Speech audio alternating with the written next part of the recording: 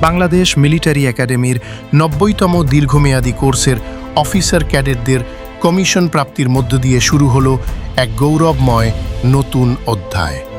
দীর্ঘ প্রশিক্ষণ, কঠোর শৃঙ্খলা এবং অদম্য অধ্যবসায়ের পথ পেরিয়ে আজ তারা দেশের সেবায় নিজেদের উৎসর্গ করার অঙ্গীকার নিয়ে যোগ দিচ্ছেন বাংলাদেশ সেনাবাহিনীর গর্বিত সদস্য হিসেবে। এই তরুণ অফিসারদের হাতেই রয়েছে আগামীর বাংলাদেশের নেতৃত্ব, নিরাপত্তা ও সম্ভাবনার এক গুরুত্বপূর্ণ দায়িত্ব। দেশের স্বাধীনতা, সার্বভৌমত্ব ও জাতীয় স্বার্থ রক্ষার পাশাপাশি উন্নয়ন ও মানবিক সহায়তার ক্ষেত্রেও তারা পালন করবেন অগ্রণী ভূমিকা। তাদের সাহস, সততা ও পেশাদারিত্ব জাতিকে করবে আরও শক্তিশালী, আরও মর্যাদাবান।